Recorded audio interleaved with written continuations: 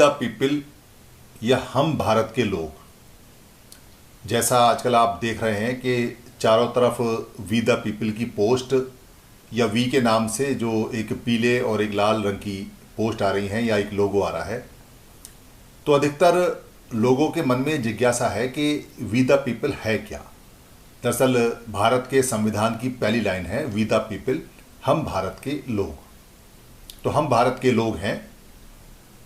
यहाँ जितने भी ये लोग इकट्ठे हो रहे हैं और जो लोग लगातार आपको ये कह रहे हैं कि ये वी द पीपल है, तो समझिए कि वी द पीपल बेसिकली करता क्या है क्या और किस लिए ये काम करता है। ऐसे लोग जो भारतीय लोग हैं, जो भारत के संविधान में यकीन रखते हैं, कानून में यकीन रखते हैं, विश्वास रखते हैं, अपने देश की तरक्की चाहते हैं और चाहते हैं कि भारत दुनिया में महाशक्ति बने, विश्व गुरु जैसा सम्राट अशोक के समय था, जैसा बुद्ध के समय था, जब भारत की जीडीपी दुनिया की जीडीपी की 26% हुआ करती थी। सारा व्यापार हमारे यहाँ से चलता था और 12 यूनिवर्सिटियाँ जो फेमस थीं वो हमारे यहाँ थीं। और जीवक जहाँ से पढ़े थे, वो जो तक्षशिला जो यूनिवर्सिटी है जहाँ शरीर का विज्ञान पढ़ाया जाता था, मेडिकल साइंस यानी डॉक्टर बनते थे, जहाँ पूरी दुनिया के लोग आते थे। उस गौरवशाली बात, उस गौरवशाली इतिहास, उस गौरवशाली पहचान, उस गौरवशाली व्यापार और उस समय के महाभारत के सबसे बड़े सम्राट अशोक, यानी कि सबसे ऊपर दुनिया में हम लोग रहे हैं, ऐसा ही दोबारा से वो भारत को महाभारत होते हुए देखना चाहते हैं और चाहते हैं कि वो दिन रात मेहनत करें और भारत बुलंदियों पे पहुंचे दोबारा से और सम्राट अशोक का नाम पूरी दुनिया में फिर सम्मान से लिया जाए। तो उसके लिए जो लोग हैं, उन्होंने ऐसा ठाना कि जो लोग संविधान में यकीन रखते हैं, भारत में यकीन रखते हैं, भारतवासियों में यकीन रखते हैं, उनको सच्चे मन से एक प्रयास करना चाहिए। और प्रयास करने वालों में अधिकतर लोग वो हैं जो समण हैं। समण का मतलब है जो भगवान बुद्ध ने कहा था, समणा और बमणा, यानी कि समण जो यहीं की आवाज़ यहीं के लोग रहे हैं और बमण जो बाहरी आवाज़ बाहरी लोग रहे हैं, क्योंकि भगवान बुद्ध ने दोनों का ही कल्याण किया, दोनों का ही उत्थान किया। तो जो बमण लोग हैं, हम उनकी बात यहाँ नहीं कर रहे क्योंकि वो साधन संपन्न हैं, उनके पास में सब कुछ है भारत में और बहुत ज़्यादा है। हम समण लोगों की बात कर रहे हैं जिनकी वजह से भारत पूरी दुनिया में विश्व गुरु नहीं बन पा रहा है, क्योंकि जब तक इन लोगों के पास सारे संसाधन, सारी एजुकेशन, अच्छी हेल्थ, अच्छे मकान, अच्छे संसाधन आने जाने के, मोटर, कार, गाड़ी, इनके बच्चों के लिए बढ़िया एजुकेशन, बढ़िया इनके लिए खाना, बढ़िया दवाई, बढ़िया व्यवस्था और पूरी दुनिया में आने जाने का मौका नहीं मिलेगा, तब तक भारत विश्व गुरु दोबारा से नहीं बन सकता। क्योंकि सम्राट अशोक के समय सारी जनता समानता के आधार पर सभी को मौका मिलता था और सभी भरपूर काम करते थे। उस काम की वजह से ही हम जीडीपी का 26% यहाँ पैदा करते थे। तो कर क्या रहे हैं ये लोग? दरअसल ये वो लोग हैं जिन्होंने अपने नेता पर, अपने लीडर पर, चाहे वो सामाजिक रहा हो, चाहे वो राजनीतिक रहा हो, चाहे वो आर्थिक नेता रहा हो, चाहे वो सरकारी कर्मचारियों का हो, चाहे प्राइवेट कर्मचारियों का हो, चाहे वो किसानों का हो, चाहे वो मजदूरों का हो, चाहे वो महिलाओं का हो, चाहे वो छात्रों का नेता हो, चाहे किसी ने कोई वॉलंटियर या कोई दल या कोई सेना, आर्मी, ब्रिगेडियर, पैंथर पार्टी, इस तरह का कोई संगठन बना रखा हो। समण संगठन की बात हो रही है क्योंकि अधिकतर परेशानी समण संगठनों में है। तो हम यहाँ सिर्फ समण तरह के जो लोग हैं उनकी बात कर रहे हैं। समण का मतलब भारत के जो यहाँ समता की आवाज़ और यहीं की आवाज़ के लोग हैं। तो उन लोगों ने सभी अपने लीडर्स पे भरोसा किया। सभी लीडर्स जितने भी थे, चाहे वो धार्मिक लीडर हैं या राजनीतिक लीडर हैं, उनकी बात को माना। सभी लोगों ने उनसे कहा कि ये बाबा साहब की बात है, ये जो हमारे बहुजन समाज के ज्योतिबा फूले हैं उनकी बात है, या जो सम्राट अशोक है उनकी बात है, या जो हमारे बुद्ध हैं उनकी बात है, या जो हमारे कबीर हैं या गुरु रविदास हैं, या जो भी हमारे संत महापुरुष रहे हैं उनकी बात है। तो उनकी बात को उन्होंने कहा और उन्होंने कहा कि सबने कहा है कि संगत एक साथ आनी चाहिए, संगठन आना चाहिए, संगठित होना चाहिए। बाबा साहब ने भी कहा कि संगठित रहो। संगठित रहने से डेमोक्रेसी के अंदर आप अपनी बात को जोरदार हिस्सेदारी के साथ कह सकते हैं और आपको उसका फल देश में मिलेगा, क्योंकि आपकी संख्या ज़्यादा होगी तो आपको ज़्यादा हिस्सा मिलेगा। ये डेमोक्रेसी का एक नियम है, जितने ज़्यादा लोग उतनी ज़्यादा बात आपकी मानी जाएगी, संख्या बल उतना ज़्यादा होता है। तो सभी लोगों पर यकीन किया और बाबा साहब के बाद में 1956 से लगातार यकीन करते आ रहे हैं। बहुत तरह के लोग आए, बहुत तरह के लोग गए, सब ने यकीन दिलाया कि हम आपके वेलफेयर के लिए काम करेंगे। और लोगों ने अपनी जेब से, अपने तन मन से, अपनी मेहनत से पैसा दिया। उनके झंडे, उनके डंडे लेके खड़े रहे, उनके सपोर्टर रहे, मरने मारने के लिए उनके लिए तैयार रहे। उन्होंने जहाँ कहा वहाँ मीटिंग के लिए आए, जैसे उन्होंने कहा वैसे बात मानी और सब कुछ वो किया जो लीडर्स ने कहा। मगर लीडर्स में एबिलिटी नहीं थी इस बात की कि वो संगठित या ऑर्गेनाइज कर सकें, इसलिए उन्होंने हमको तो कहा कि संगठित हो जाइए, संगठित हो जाइए, और हम उनके नीचे संगठित हो गए। मगर उन्होंने अपने आप को हजारों टुकड़ों में बदल लिया। उनका ईगो समस्या हो सकती है, उनकी पर्सनल समस्या हो सकती है, उनकी कोई रोजी रोटी की समस्या हो सकती है, उनकी कोई रिश्तेदारी की समस्या हो सकती है, उनका कोई आपस में दुश्मनी हो सकती है। मगर इन सब बैर भावों से और इन सब अज्ञानता से हुआ ये कि जो बाबा साहब लेके आए थे वो इन लीडर की आंखों के सामने, इन नेताओं की आंखों के सामने, इन धार्मिक नेताओं की आंखों के सामने, इन सामाजिक नेताओं की आंखों के सामने, इनके हाथ से, उनकी सहमति से इनकी आंखों के सामने गया। यानी कि जब इतिहास लिखा जाएगा तो ये बात लिखी जाएगी कि हजारों संगठन थे बाबा साहब के और बाबा साहब का अधिकार इन नेताओं के सामने से गया।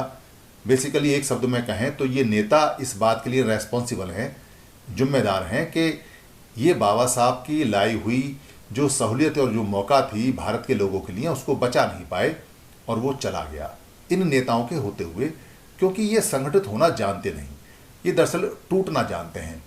एक संगठन जो 1978 में बना था सामाजिक, वो किसी के नाम से नहीं बना था।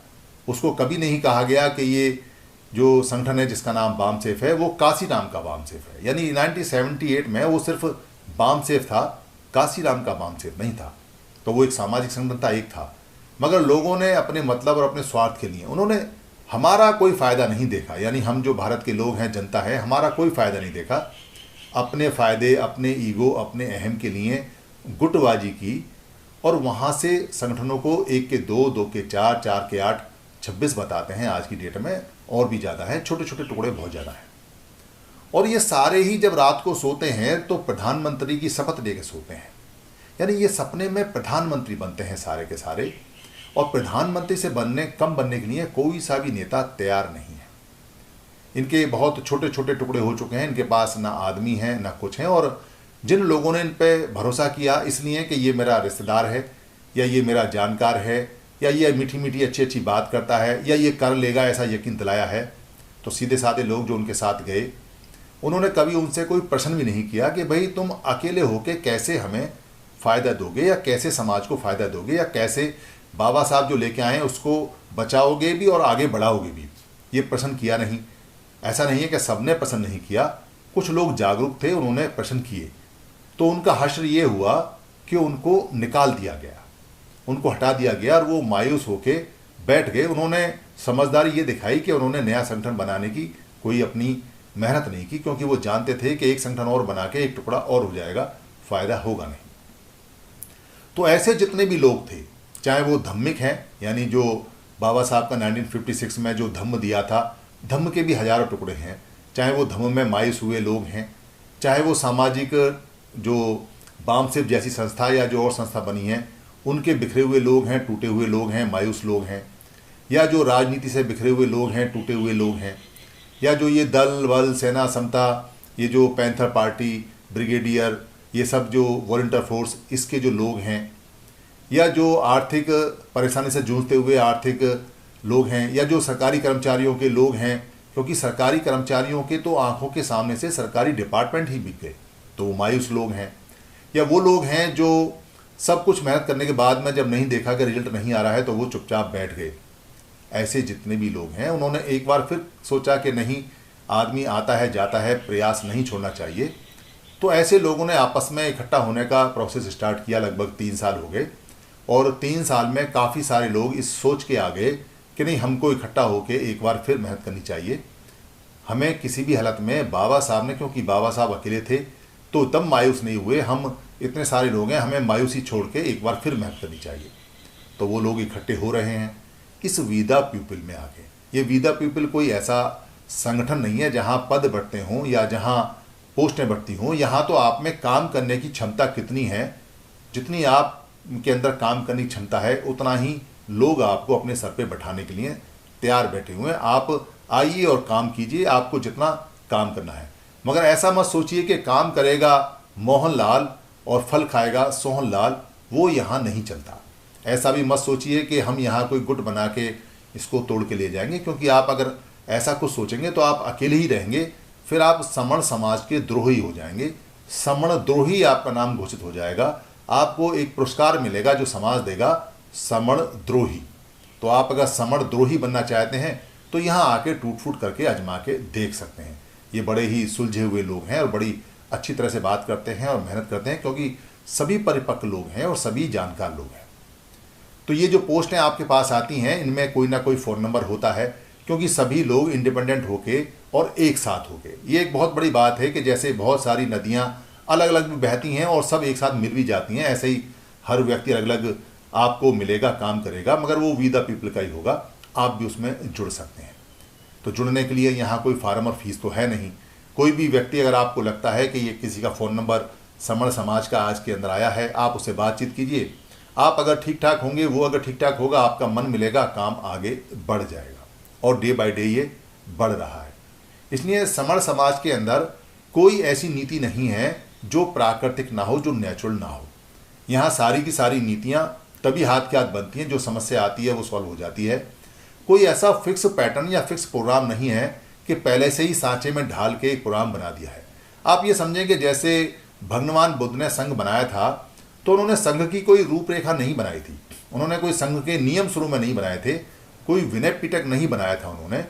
उन्होंने तो सिर्फ पढ़ाना स्टार्ट किया, काम करना स्टार्ट किया, लोगों को अच्छा लगा, लोगों को फ़ायदा हुआ, लोग जुड़ने लगे, संघ बनने लगा। और जैसे जैसे उसमें परेशानी आती गई, वैसे वैसे विनय के नियम बनते गए, एक साथ नियम नहीं बने।